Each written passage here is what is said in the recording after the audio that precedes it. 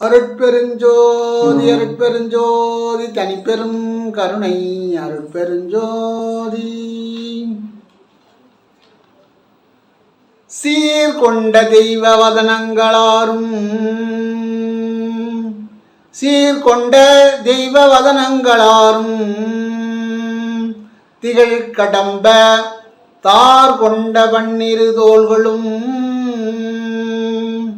திகழ் கடம்ப தார் கொண்ட பன்னிரு தோள்களும் தாமரை தாள்களும் ஓர் கூர் கொண்ட வேலும் மயிலும் நர்ஸ் சேவற்கொடியும் ஓர் கூர் கொண்ட வேலும் மயிலும் நற்கோழி கொடியும் அறுத்தார் கொண்டவன்மை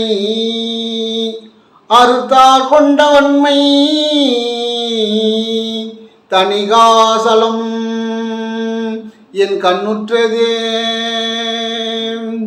தார் கொண்டவன்மை தணிகாசலம் என் கண்ணுற்றதே. இப்படி சித்தர்கள் எந்த உருவத்தை நினைச்சு அவங்க தவம் பண்ணுறாங்களோ அந்த உருவம் அவங்களுக்கு தோன்றி காட்சி கொடுக்கும். நான் ஏற்கனவே சொல்லியிருக்கிறேன், மிருகங்கள் மிருகங்களை தான் வணக்கும், மனிதனாக தான் வணங்க முடியும் அப்படின்னு. அதுபோல் வள்ளல் பெருமா முருகனை நினச்சி முருகன் இப்படி இந்த உருவில் இருக்கார் அப்படின்னு நினைக்கும்போது அவர் வேலு மயில் சேவல் கொடி எல்லாத்தையும் எல்லா உருவத்தோடு நின்று காட்சி கொடுத்தாராம் கண்ணாடியில், திருவெற்றூரில், சென்னையில். அதுபோல் நம்முடைய உயிரை வணங்கினால் அந்த உயிர் ஒரு மனித வடிவில் நமக்கு காட்சி கொடுக்கும். அதுதான் சித்தர்கள் சொல்கிறாங்க. இதை சிலர் விளக்கமாக சொல்லலை, நீ இந்த இடத்துல தவம் பண்ணணும் அப்படி தான் சொல்கிறாங்க. ஆனால் சித்தர்கள் என்ன சொல்கிறாங்க, உயிர் தான் கடவுள் அப்படின்னு சொல்கிறாங்க. கண்ணாடியில் முருகப்பெருமான் காட்சி கொடுத்த பிறகுதான் வள்ளல் பெருமானுக்கு ஞானம் பிறந்தது. அதே போல் எல்லாருக்கும் பாம்பன் சாமிக்கு முருகப்பெருமான் தான் காட்சி கொடுத்தார். வாரியார் சாமிக்கும் முருகப்பெருமான் தான் காட்சி கொடுத்தார். அருணகிரிநாதருக்கும் முருகப்பெருமான் தான் காட்சி கொடுத்தார். இப்படி ஏகப்பட்ட பேருக்கு முருகப்பெருமான் காட்சி கொடுத்துருக்காரு. யார் எந்த உருவத்தை நினைக்கிறாங்களோ அந்த உருவத்தில் ஆண்டவன் வருவான். அப்படிதான். கடல் போல் பெரியது ஆன்மீகம். கடவுள் போல் கடலை விட பெரியதான். இப்போ கடல் தான் 3/4 பங்கு இருக்குது பூமியில், 1/4 பங்கு தான் பூமி நம்ம வாழற இடம், 3/4 பங்கு தனி தான் இருக்குது. அதுபோல் அதே போல் கடவுள் கடலை விட பெரியதான். கடலை விட பெரியது கடவுள்.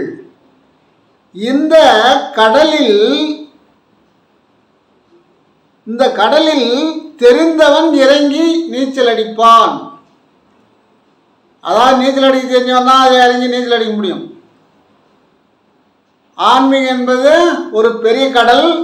அந்த கடலில் இறங்கி நாம் நீச்சல் அடிக்க வேண்டும் அப்படின்னு சொல்றார். அப்படி அவன் இறங்கி நீச்சல் அடித்து விட்டால் அவனுக்கு இறைவனுடைய அருள் கிட்டும். அவன் ஆனந்த சந்தோஷமாக இருப்பான். அந்த கடலில் குளிச்சா. இறைவனுடைய கடல் பெரியது. அதில் நீச்சல் அடிக்கிறதுன்னு சொன்னால் தவம்தான், கடல் கிடையாது. கடலில் போய் நீச்சல் அடிக்கிறது இல்லை, தவம்தான். யாராவது கடலில் போய் நீச்சல் அடிச்சுட்டு போகிறீங்க, தவத்தை தான் அப்படி சொல்கிறார்.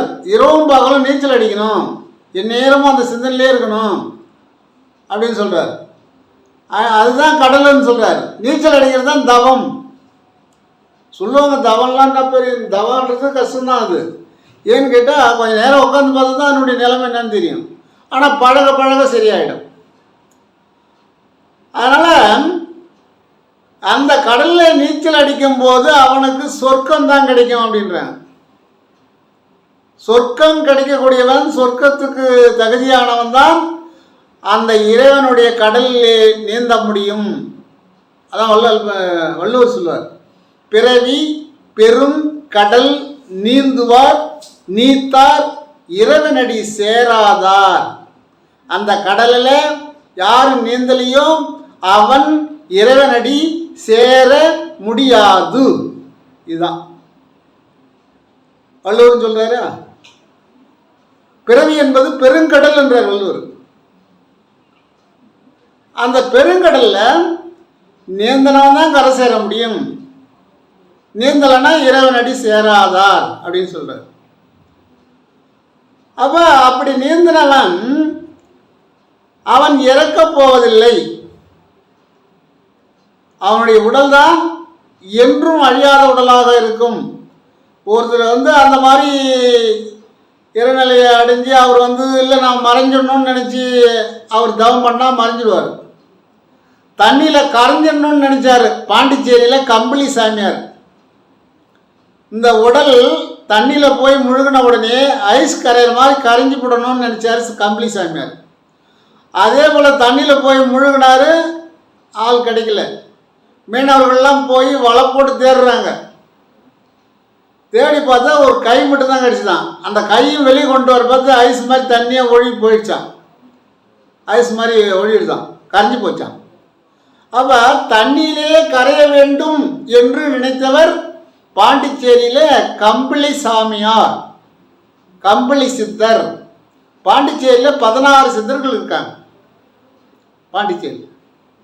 அப்போ யார் யார் எந்த எண்ணங்களோடு எப்படி செயல்படுகிறாளோ அது இல்லை நான் சமாதியில் தான் இருக்கணும் அப்படின்னா சமாதியில் இருக்கலாம். சமாதியில் எத்தனை வருஷம் வரைக்கும் கூட இந்த உடம்பு அழியாமல் இருக்கும், உடம்பு அப்படியே இருக்கும். அப்படிலாம் சமாதியில் இருக்கிறாங்க.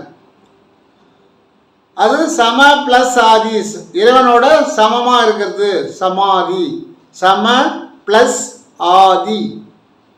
அப்போ சொர்க்கம் என்பது நரகம் என்பது இங்கேயே தெரிந்துவிடும் அப்படின்றார்.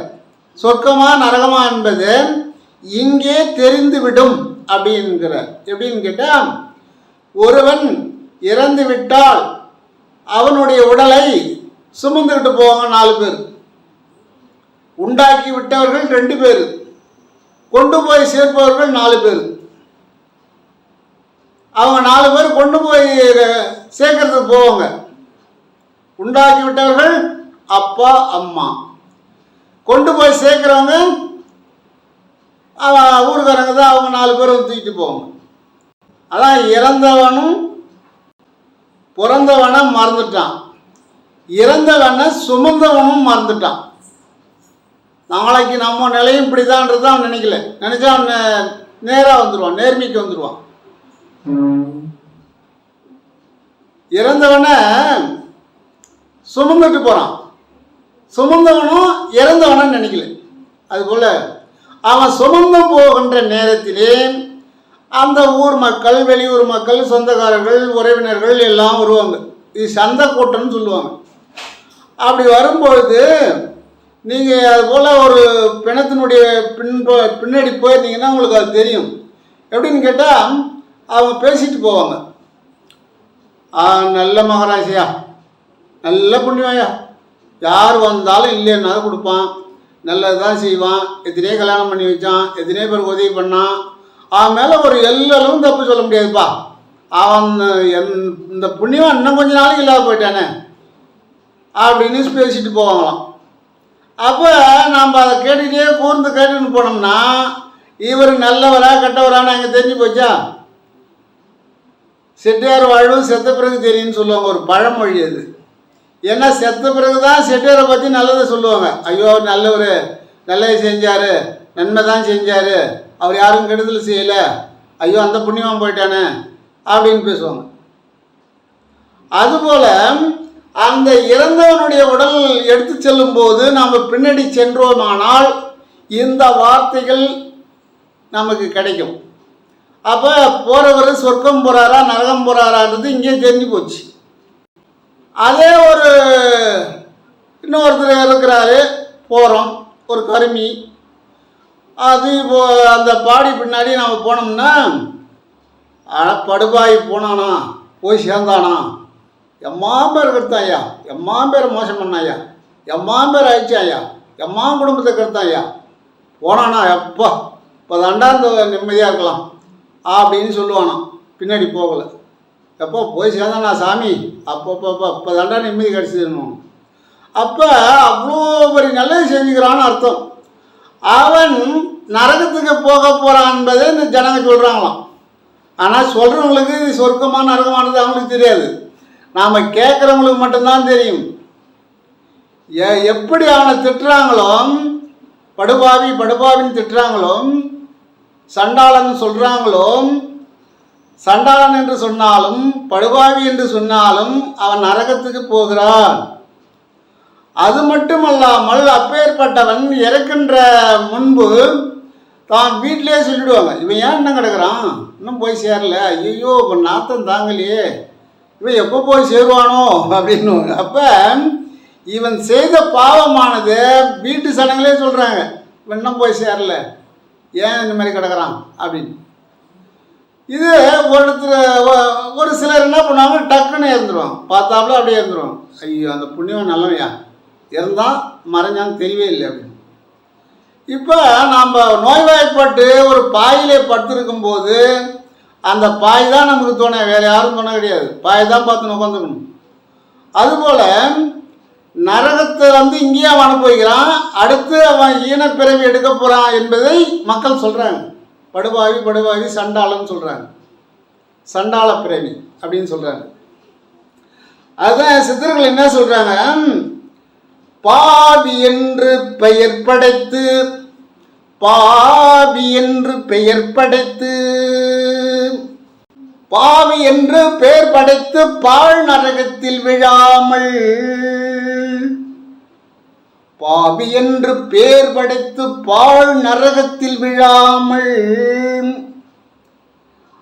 ஆவி என்ற சூஸ்திரத்தை, ஆவி என்ற சூஸ்திரத்தை அறிவது எக்காலம் அப்படின்றார் சித்தர். என்ன சொல்றாரு, பாவின்னு பேர் படைச்சி பாழ் நரகத்தில் விழுவதை விட அதில் விழாமல் இருப்பதற்கு ஆவி என்ற இந்த உயிரை, ஆவி என்ற இந்த உயிரை, இந்த சூஸ்திரத்தை அறிவது எப்படி? அவன் விஷயம் தெரிஞ்சவங்க சொல்கிறாங்கன்னா அதை ஏற்றுக்கணும். அதை ஏற்றுக்க மாட்டாங்க, எல்லாரும் ஏற்றுக்க முடியாது அது. அப்போ ஆவி என்பது உயிர், ஆவிதான் உயிர். பாவி கெட்ட லோவி என்னை தொட்டால் போகும் ஆவி அப்படின்னு சொல்லுவான். பாவி கெட்ட லோவி என்னை தொட்டால் போகும் ஒன் ஆவி அப்படின்னு சொல்கிறாங்கல்ல, பாட்டு பார்க்குறோம்ல. அப்போ ஆவி என்பது போதுன்றத சொல்கிறான். அதனால் ஆவி என்ற சூத்திரத்தை அறிவது எக்காலம்? நீ வாங்க அப்படியே இருக்கிறீங்களா, வேலை செய்யுங்க, தப்பு இல்லை. குடும்பத்தை பாருங்கள், சம்பாதிங்க, செய்யுங்க, நல்லது செய்யுங்க, நல்லதை பாருங்கள், நல்லதை கேளுங்க. ஆனால் ஆவி என்ற சூத்திரத்தை அறிந்து கொண்டே இருங்கள்.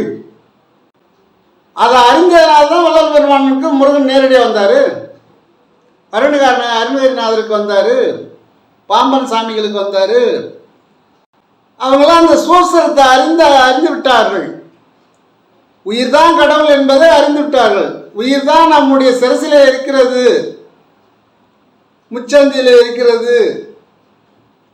அங்கே வாளாம்பிகை என்ன சொல்லக்கூடிய கட்டி திருமணமாகாத கன்னி பெண் அங்கே இருக்கிறாள். அவளுக்கு திருமணமே கிடையாது. அவள் மூலாதாரத்திலிருந்து சிரசுக்கும் நடமாட்டத்தில் இருக்கிறாள். நீங்கள் தங்களுடைய உயிரை உணர்ந்தீர்களானால் அந்த வாளாம்பிகை உங்களுக்கு கை கொடுப்பாள், உங்களை சொர்க்கத்துக்கு அழைத்து செல்வார். நீங்கள் நல்லதை செய்வதற்கு அவள் உடந்தையாக இருப்பாள், உங்களுக்கு உறுதுணையாக இருப்பாள் அப்படின்னு சொல்றார். அப்போ ஆவியாகிய ஆத்மாவை அறியாமல் பேதையரே நீங்கள் என்ன செய்வீர் அப்படின்றார் சித்தர். பேதையரே ஒன்றும் தெரியாமல் இருக்கிறீங்களே அப்படின்னு சொல்கிறார். ஒன்றும் தெரியாமல் இருக்கிறீங்களே, குழந்தைகளாக இருக்கிறீங்களே. அதாவது நம்முடைய வயசுக்கு தகுந்த அறிவு உண்டாகணும் அப்படின்றார் சித்தர்கள். பாலப்பருவத்தில் நம்ம மண்ணில் விளையாட்டு கிடந்தோம். இப்போ மண்ணில் விளையாட மாட்டோம். மண்ணை கண்டால் ஒரு துணி, ஏதோ ஒரு துணி போட்டு உட்காரோம், ஒரு பேப்பர் போட்டு உட்காரோம். அப்போ பாலப்பருவத்தில் அப்படி கிடையாது. எப்பேற்பட்ட துணியாக இருந்தாலும் மண்ணில் போய் ஊந்து ஏந்து வந்துடுவோம். மண்ணுன்னு தண்ணின்னு எதுவும் தெரியாது. அதுபோல நீங்கள் எத்தனை அகவையானாலும் பாலனாகவே இருக்கிறீர்கள் அப்படின்னு சொல்கிறார். குழந்தையா இருக்கிறீங்க பண்ணோம். அன்னைக்கு குழந்தையா நம்ம எப்படியே இருந்தோம், இன்னைக்கு எப்படி இருக்கிறோம்? அப்போ மேல் ஓங்கணும் இல்லை? இந்த அறிவானது மேல் ஓங்க வேணும்னு சொல்கிறார். அதுக்கு என்ன சொல்கிறாரு? பாவம் செய்யாதிரும் மனமே, பாவம் செய்யாதிரும் மனமே, நாளை கோபம் கொண்டே யமன் கொண்டோடி போவான், நாளை கோபம் கொண்டே யமன் கொண்டோடி போவான். பாவம் செய்யாதிரும் மனமே, பாவம் செய்யாதிரும் மனமே அப்படின்றார். மனசால கூட நீங்கள் பாவம் செஞ்ச நரகம் தான் கிடைக்கும் அப்படின்றார். மனசால கூட பாவம் செய்யாதீங்க, பாவம் செய்யலை, பாவம் செய்யாத இருக்கிறீங்க, நல்லது செய்கிறீங்க, நல்லபடியாக இருக்கிறீங்க, கஷ்டப்படுவீங்கன்றார். எப்படி? நல்லது செய்கிறீங்க, பாவம் செய்யாத இருக்கிறீங்க, ஆனால் துன்பங்களை கொடுப்பான் இறைவன், அவன் உன்னை சோதித்து பார்க்கிறான். அடிதாங்கல் தான் சிலையாகும், அடித்தாங்காத கல் படிக்கட்ட ஆகிடும், படிக்கட்டில் போட்டுருவாங்க. அப்போ இவன் இளையர்களை பெறுவதற்கு தகுதியானவனா? கண்ணையே அனுசூயாய நலாங்கண்ணியெல்லாம் சோதிச்சு தானே பார்த்தான்டவன். ஹரிச்சந்திரனை சோதிச்சு பார்த்தான்ல ஹரிச்சந்திரனை. அந்த சோதனைகளை நீங்கள் சாதனைகளாக ஆக்க வேண்டும். சோதனை அதிகமாகும் போது தங்களுடைய ஆவியை நினைங்கள் அப்படின்னு சொல்கிறார். தங்களுடைய ஆவியே நினச்சிட்டு இருங்க. இந்த ஆவி எப்போ போகும்னு நம்மகிட்ட சொல்லாது, எப்போ போக போகிறோன்னு சொல்லாது, ஆனால் ஞானிகளுக்கு மட்டும் அது சொல்லும் அப்படின்றார். எப்படி? ஞானிகளுக்கு, சித்தர்களுக்கு, அவங்களுக்கு மட்டும்தான் சொல்லுமா, நான் அவ்வளோ நாள் தான் இருப்பேன். ஒரு சித்தர் இருந்தார், அவர் நான் 9 நாள் தான் போய் இருப்பேன் அப்படின்னாராம். அதே போல் 9 நாள் சாப்பிடா இருந்தார். 9 நாள் சாப்பிடா இருந்தது, 9ஆம் நாள் அந்த உடம்பு அப்படியே அடங்கி போச்சு. உயிர் இருக்குது, பேச்சு கீச்சு நடவடை எதுவுமே இல்லை. அவர் எழுதி வச்சுட்டார், 9ஆம் நாள் அடக்கலம் பண்ணுங்க அப்படின்னு. 8 நாள் வரைக்கும் வரவங்களுக்கு பதில் சொல்லியிருந்தார். 9ஆம் நாள் ஒன்றும் பேசலை. ஆனால் சூடு இருக்குது, உடம்புல சூடு இருக்குது, கண்ணு விழிக்கலை, எதுவும் பேசலை, உடம்பு நாரில், உடம்பு வீங்கலை, எதுவுமே இல்லை, ஒரு வாடை இல்லை. அப்போ அவருடைய ஆவியானது உள்ளே இயங்கி கொண்டிருக்கிறது, சிரசிலே இயங்கி கொண்டிருக்கிறது. சிரசிலே ஆவி இருக்கின்ற வரைக்கும் மண் உடம்பை தொடாது. அதான் ஞானிகள், யோகிகள், சித்தர்கள், அவங்களாம் மண்ணு தொடாது. அது சிரசில் ஆடிக்கிட்டே தான் இருக்கும். அப்போ மனசால கூட பாவம் செய்யாதீங்க. ஆனால் இப்படி பாவம் செய்யாது இருப்பவர்களுக்கு சோதனை வரும். சுவாமி விவேகானந்தர் காசிக்கு போனாராம். காசிக்கு போயிட்டு ஒரு தெருவில் நடந்து வராராம். காசியில் இருக்கிற குரங்கு மனுஷனை கண்டா தெருத்துமா, இப்போதான் நான் கேள்விப்பட்டேன். அப்படி இவர் நடந்து வரும்போது ஒரு 2 குரங்கு அவரை தெத்திட்டு வருது. அவரும் ஓடி ஓடி பார்க்குறாரு, விடலை. ஒரு குரங்கு கடிச்சே போகுது. கடிச்சியும் அவர் ஓடிட்டு இருக்கார். அப்போ அந்த ஓரமாக நின்று ஒருத்தர் சொன்னாராம், தம்பி நீ ஓட ஓட குரங்கு ஒன்று கடிச்சிக்கிட்டே தான் வரும், குடிஞ்சு ஒரு குச்சி எடுன்னாராம். அப்புறம் குடிஞ்சு ஒரு குச்சி எடுத்தோடனே அந்த குரங்கு வந்த வழியே ரிட்டர்ன் ஆகிடுச்சான். அதையும் சொல்கிறாங்க சித்தர்கள். என்ன சொல்கிறாங்கன்னா, இருக்கு சாம அசுத்த அதர்வன 3 ஐட்டம் அடிக்கலாம் பேசாமல் இருக்கிறோம். 4வது ஐட்டம் சாமி கையில் ஒரு கொம்பு எடுத்த மாதிரி எடுத்தால் தான் மீண்டும் உங்ககிட்ட வராது இருப்பான். ஆனால் சும்மா செத்துப்பான் படிக்க மாட்டான்னு தான் அவன் மட்டும் சொல்லி கொடுத்துட்டு இருப்பான். இது வாழ்க்கைக்கு இது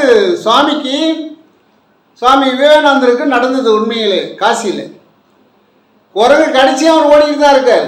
ஆனால் ஒரு எதிரே வந்தவர் ஒருத்தர், தம்பி அந்த ஒரு குச்சி ஒன்றை கையில் இட, நீ ஓட ஓட இந்த நாளைக்கு பூரா கடிச்சிட்டு இருக்கோம்னா, எப்படி இந்த ஒரு நாள் பூரா விடாது உன்னை கடிச்சிக்கிட்டு தான் இருக்கும் அப்படின்னாரு. அப்போ இறங்கி ஒரு குச்சி எடுத்த உடனே ஓடி போச்சான். அப்போ என்ன சொல்கிறாங்க சித்தர்கள், ஒன்று அடிக்க சொல்லலை, குச்சி எடுக்குதான்னு சொன்னேன்றாங்க.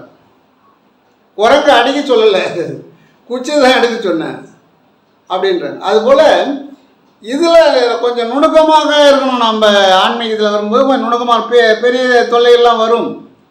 அதனால் மனதால் கூட நீங்கள் அதை பாவமாக நினைக்காதீர்கள், பாவம் செய்யக்கூடாது. அப்படி செய்தால் யமன் கோபம் கொண்டு போயிடுவான். இப்போ திடீர்னு காலில் போகிறவர் சாயந்தரம் ஆள் வரல, அப்படி என்ன காரணம்? கோபம் கொண்டு போயிட்டாருன்னு அர்த்தம். அதில் 2 விதமாக சொல்லலாம். நல்லது செஞ்சவங்களா இருந்தால் அப்படி கூட போகலாம். என்ன, அதுபோல் நீங்கள் பாவம் செய்யாத இருந்தாலே, இந்த ஆவியை உணர்ந்தாலே நீங்கள் நற்கதி அடைய முடியும் அப்படின்னு சொல்கிறார். அப்புறம் என்ன சொல்கிறாரு? அந்த இறைவனானவன் நந்த வண்ணத்தில் ஓராண்டி, நந்த வண்ணத்தில் ஓராண்டி, அவன் 4 மாதம்மா கொயவன வேண்டி, அவன் 4 மாதம்மா கொயவன வேண்டி, கொயவன் செய்தான் மண் தோண்டி, கொயவன் செய்தான் மண் தோண்டி, மெத்த கூத்தாடி கூத்தாடி போட்டுடை தாண்டி, மெத்த கூத்தாடி கூத்தாடி போட்டுடை தாண்டி, நந்தவனத்தில் ஓராண்டி, அவன் 4 மாதம்மா கொயவன வேண்டி, கொயவன் செய்தான் மண் தோண்டி. இப்படி சித்தர்கள் ஏன் சொல்கிறாங்க? நந்தவனன்றது இந்த உடம்பு.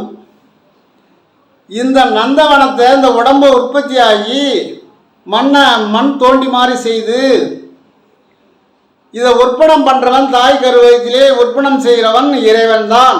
அவன் தான் ஆண்டி அப்படின்னு சொல்லுது. ஆண்டினா பக்தன் அர்த்தம். அப்போ கூத்தாடினா நம்ம வாழ்க்கை கூத்தாடுறோம். டெய்லி அது செய்கிறோம் அப்படி ஓடுறோம் ஓடியாரோம் எதாவது பண்ணிக்கிறோம்ல, இதெல்லாம் கூத்தாடுறோம். கூத்தாடும் போது நிதானமாக ஆடுங்க, வழிக்கு ஒன்றீங்கன்னா குடம் உடஞ்சிடுவோன்றார். கூத்துனா அந்த குடும்ப வாழ்க்கையில் நீங்கள் நிதானமாக இருங்க. குடும்பத்தையும் பாருங்கள், ஆன்மீகத்தையும் பாருங்கள். கடவுளும் வேணும், குடும்பமும் வேணும். இதை சமநிலையில் வச்சுங்க அப்படின்னு சொல்கிறார். சமமாக பாருங்கள். குடும்பத்தை விட்டுட்டுலாம் கூட தராதிங்க. காசிக்கு போகும் சன்னியாசி, உன் குடும்பம் என்னாவும் நீ ஓசி அப்படின்னா. அது அவன் சொன்னான், காசிநாதனே என் தெய்வம் அப்படின்னா. அது இன்னும் கூடக்கிறவன் சொன்னான், கட்டிய மனைவியே குல தெய்வம்னா. இங்கேருந்து நீ வந்து விடை பெற்று போனாதையே அங்கே காசியில் உனக்கு இடம் கிடைக்கும். காசி இங்கே தான் இருக்குது. காசினுடைய தண்ணி பூமி முழுவதும் ஓடிக்கிட்டு இருக்குது. எல்லா தீர்த்தமும் பூமிக்கு அடியில் ஓடி தான் இருக்குது. அதனால் காசிக்கு போனாலும் உன் கர்மம் தீராதுன்னா. எப்படி குடும்பத்தை விட்டு கடாச்சிட்டு காசிக்கு போட்டீங்கன்னா உன் கர்மம் தீராது அப்படின்னா. அப்போ காசிக்கு போகிறது பெருசு இல்லை, போய் பார்த்துட்டு வரலாம், குளிச்சுட்டு வரலாம், அதெல்லாம் ஒன்றும் கிடையாது. காசியில் குளித்தா மட்டும்தான் உனக்கு சொர்க்கம் கிடையாது. காசிக்கே போகாமல் நம்ம தமிழ்நாட்டு சித்தர்கள் எத்தனையோ பேர் இறைவனடி சேர்ந்தாங்க, ஜோதியாக மறைஞ்சாங்க. அவங்களாம் காசிக்கே போகலை. காசி அவங்களுக்கு தெரியாது. தெரியும், அவங்க போகலை. எதுக்கு? காசி இங்கே இருக்குது, நாம் ஏன் அங்கே போகணும்? இருக்கிற இடத்த விட்டுட்டு இல்லாத இடத்துக்கெல்லாம் ஏன் போகணும் அப்படின்னு போகலை அவங்க. அதுபோல் இந்த உடம்பானதை நீங்கள் மண் பாத்திரமாக நினைத்து அதை பதமாக வைத்துக் கொள்ளுங்கள், மிதமாக வைத்துக் கொள்ளுங்கள் அப்படின்னு சொல்றார். அவர் என்ன சொல்றாரு? கடவுள் அவரவர் நல்வினை தீவினைக்கு ஏற்ப, எப்படி கடவுள் அவரவர் நல்வினைக்கு தீவினைக்கு ஏற்றாற்போல் 24 ஆன்ம தத்துவங்களை, இந்த உடம்பு எப்படி படிக்கிறாரு? 24 ஆன்மா தத்துவங்களை கொண்டு ஒரு உடலை படைக்கிறார். 24 ஆன்மாவுடைய தத்துவம் இருக்குதான் இந்த உடம்புல. இந்த உடம்பை படைக்கிறார். இந்த உடலை மண்பானை போல் கூத்தாடி கீழே போட்டு விடாதீர்கள். அந்த கொயவன் என்பவன் மாயை, கொயவன் என்பவன் மாயை. ஏன்னா கண்ணுக்கு தெரியாத ஒரு கடவுள் தான் போய் இந்த உடம்பை கட்டுறான். அங்கே ஒரு ஆள் இருந்தா கட்டுறான் இல்லை, அருவமாக. ஏன்னா ஒரு குழந்தையை வந்து சுமக்கிறதே கஷ்டம், அங்கே ஒரு ஆள் போய் எப்படி கட்டுவாங்க? அதுதான் மாயை. கண்ணுக்கு தெரியாத ஒரு இறைவன், உருவமில்லாத இறைவன் இந்த உடலை கட்டினான். அது மாயை அப்படின்றார். குயவன் என்பது மாயை, நந்தவனம் என்பது பிரபஞ்சம். நந்தவனம்னா பிரபஞ்சத்திலிருந்து தான் இந்த ஆவியானது வந்தது, பிரபஞ்சம். ஆண்டி என்பது பக்தன். 4-6-10, 4-6-10ன்னா 10 மாதத்தில் கடவுள் இந்த மண்பானையை உருவாக்கினார், படைத்தார். தோண்டி உடம்பு, இந்த உடம்புக்கு பேர் தோண்டி. வித்து, வித்து என்றால் நம்முடைய உயிர் சக்தி. வித்தாகத்தான் இது ஆகாயத்திலிருந்து தாய்க்கு வந்தது. தாய் மூலமாக இந்த வித்தானது முளைக்க ஆரம்பிச்சது. அதான் சொல்லுவாங்க, வித்து என்பது கடவுள். கடவுள் தான் ஒரு, இப்போ மல்லாட்ட பயிர் ஒன்று இருக்குன்னா அது உள்ள கடவுள் இருக்கிறார். கடவுள் இல்லைன்னா அது போட்டால் முளைக்காது. ஒரு எள்ளு இருக்குதுன்னா அந்த எள்ளு உள்ள கடவுள் இருக்கிறார்.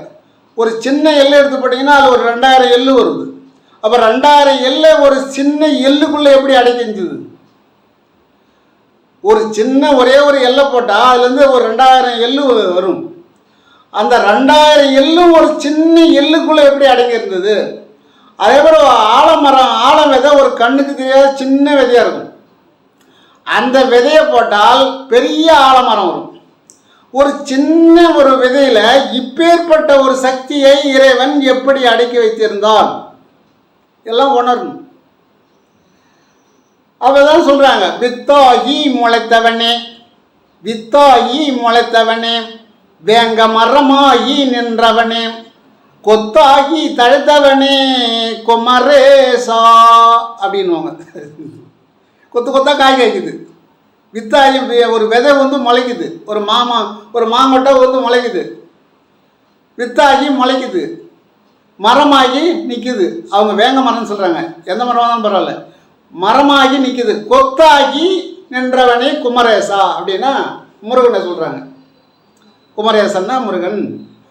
அப்போ இதை எங்கே ஒரு வித்துக்குள்ளே இப்படி அடக்கி வச்சிருக்கிறான். அதான் அல்லாஹ் சொல்லுவார், வித்தினில் வித்தாய், வித்திடை வித்தாய், அத்துற அமைந்த அருட்பெருஞ்சோதின்னு. ஒரு வித்து உள்ளே அனல் இருக்குது, நெருப்பு, அதான் நெருப்பு சூடு இருக்குது, நீர் இருக்குது, 5 பூதங்களும் அது உள்ளே இருந்துதான் இந்த மரம் இருக்குது, இந்த உடம்பும் எடுக்குது, உடம்புக்கும். அதுதான் வித்துன்னு சொல்கிறார். அப்புறம் சித்தர்கள் மனம் மகிழ்ந்தால், சித்தர்கள் இருக்காங்களா, அவங்க மனம் மகிழணும். வராங்க, ஏதோ நம்ம செஞ்சு சாகாரம் கொடுக்குறோம், ஏதோ வஸ்திரம் கொடுக்குறோம், ஏதோ அவங்க எதையும் எதிர்பார்க்க மாட்டாங்க சித்தர்கள்லாம். அவங்க மனமகிழ மாதிரி நினச்சி விட்டால், வெறும் விளையாட்டு கூடம், வெறும் விளையாடினா கூட அது ஒரு சித்தி ஆகிடுமா. சித்தர்கள் விளையாடுற விளையாட்டை ஒரு சித்தாயிடுமா. துத்தி இலையை சாறு எடுத்து கடல் கிளிஞ்சிலையை கொண்டு வந்து இந்த சாரிலையை ஊற வைத்து அவர்கள் புடம் போட்டார்களே ஆனால் அது தங்கமாக மாறும் அப்படின்னு சொல்றார். துத்தி இலை உங்களுக்கு தெரியும். அந்த துத்தி இலை கிளிஞ்சல்ன்றது கடலில் தான் கிடைக்கும், கடல் ஓரத்தில் ஒதுங்கி இருக்கும். அந்த சாரை எடுத்து அதில் ஊற வச்சா அது சுத்தமாகுதான். சுத்தமாகி அதை 7 சீலை வச்சு புடம் போட்டு அதுக்கெல்லாம் கணக்கு இருக்குது. இத்தனை எருமுட்டை தான் இருக்கணும். அந்த எருமுட்டை கீழே மண்ணில் விழுந்த சாணமாக இருக்கக்கூடாது. மண்ணில் விழாத சாணமாக எடுத்து மண் படாமல் தாமரை இலையிலே தட்டி அந்த சாணத்தை தாமரை இலையை எருமுட்டையாக தட்டுவாங்க. தட்டி அது மண் படாமல் காய வச்சாதான் அவங்க சொல்கிற அளவுக்கு புடம் வரும். இத்தனை கிலோ வைக்கணும்னா அப்போதான் இத்தனை கிலோ எருமுட்டை ஒரிஜினலாக இருக்கணும். அது கூட பாதி மண் சேர்ந்துருந்தால் சித்தி ஆகாது, புடம் சித்தாகாது, புடம் கை கூடாது அப்படின்னு சொல்கிறாங்க. அதே சமயத்தில் சித்தர்கள் மண்ணை தொட்டாலும் பொன்னாகும், நீங்கள் துத்தியலையும் கிளிஞ்சலும் வச்சு விளையாடி விடாதீர்கள் அப்படின்றார் கடைசி கட்டத்தில். ஏன்னா நம்முடைய ஆசை நாம் போய் தேதம் கிடக்குது கடலில் கிளிஞ்சல் கொண்டு துத்தியலை தேருக்கு பறிச்சந்து சாரை விட்டு ஊற வச்சு புடம் போட்டால் ஆகுமா அப்படின்னா ஆகாதுன்னு சொல்கிறார்.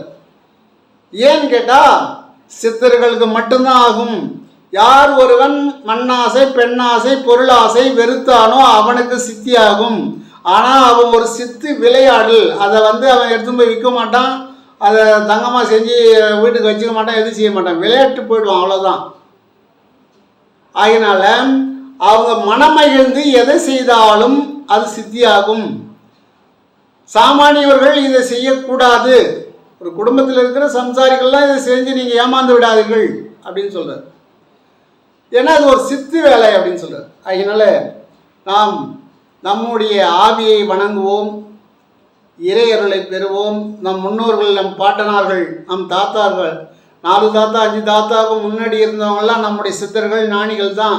அப்படி இல்லைன்னு சொன்னால் நாம் இந்த ஆன்மீகத்துக்கு வர முடியாது. நம் முன்னோர்கள் யாரோ இருந்திருக்கிறாங்க, சித்தர்கள் நம்முடைய முன்னோர்கள் இருக்கிறாங்க. முதல் எனக்கு அறிமுகமான சித்தர் 14 வயசுலேயே எனக்கு ஒரு அறிமுகமான சித்தர் அழகணி சித்தர். அழகணி சித்தர் பாடலை நான் ஒரு 14 வயசில் படித்தேன். அன்றைக்கி இருந்த பெரியவங்கெல்லாம் படிக்கக்கூடாதுப்பா, எல்லாம் சாமியாருக்கு தான் படிக்கணும்னு தூக்கி கிடைச்சிட்டாங்க. அதன் பிறகு அது எனக்கு ஒரு 24-25 வயசில் மீண்டும் அது கிடைச்சிது. அதுபோல் ஒவ்வொருவருக்கும் அவங்களுடைய சித்தர்கள் முன்னோர்கள் வந்து கை கொடுத்து ஆன்மீகத்துக்கு அழைத்து செல்வார்கள் என்பதுதான் சித்தர்கள் கூறுறாங்க. அதனால் நாமெல்லாம் வந்திருக்கிறோம் அப்படின்னு சொன்னால் நாம் மட்டும் வந்ததில்லை, வர இருக்கிறவங்களுக்கும் அதை சொல்லி கரப்பார் கரைத்தால் கல்லும் கரையும் அப்படின்னு சொல்லுவாங்க. அப்போ சித்தர்கள் என்ன சொல்கிறாங்க, அவனுக்கு எடுத்து சொல்லு, பொருளை கொடுத்து சொல்லு, காலில் விழுந்து சொல்லு. அது ஏன் அவன் கேட்கலன்னா விட்டுரு, நான் பார்த்துக்கிறேன் அப்படின்ற. அதனால் நம்ம வந்தோம் போனோம், நம்ம வேலையை பார்த்துன்னு போயினே இருக்கலாம், ஒன்றும் தப்பு கிடையாது. நம்ம வேலை முடிஞ்சது. அப்போ நிறைய பேர் அப்படி தான் போயிட்டுருக்காங்க. அது சித்தர்களும் ஞானிகளும் ஏற்றுக்கொள்ளவில்லை. அவர்கள் என்ன சொல்கிறார்கள் என்றால், உன்னால் முடிந்தது பிறருக்கு சொல், நீ சொல்வதை நான் பார்த்து கொண்டே இருக்கிறேன், எக்காலத்தும் எவ்விடத்தும் உன்னை நான் கைவிட மாட்டேன் அப்படின்றாங்க. திட்டவட்டமாக சொல்கிறாங்க. நீ செய்யறதெல்லாம் நான் பார்த்து தான் இருக்கிறேன், உன்னை நான் கைவிட மாட்டேன், நீ சற்றும் மனம் தளர்ந்து அஞ்சேல் அப்படின்றாங்க. எப்படி? சற்றும் மனம் தளர்ந்து அஞ்சேல், பயப்படாத அப்படின்ற. அதனால ஏதோ எனக்கு தெரிஞ்ச கருத்தை தங்களுக்கு தெரிவிக்கிறேன். இதில் நல்லவை மட்டும் எடுத்துக்கொள்ளுங்கள் என்று கேட்டுக்கொள்கிறேன். வாழ்க வளமுடன், வாழ்க வையகம், நீண்டாயில், நிறைச்செல்வம், உடல் நலம், உயர் புகழ், மெஞ்ஞானம் பெற்று ஓங்கி வாழ்க வளமுடன். அருட்பேராற்றல் இரவும் பகலும் எல்லா நேரங்களிலும் எல்லா தொழில்களிலும் உறுதுணையாகவும் பாதுகாப்பாகவும் வழி நடத்துவதாகவும் அமையுமாக. வாழ்க வளமுடன். அருட்பெருஞ்சோதி, அருட்பெருஞ்சோதி.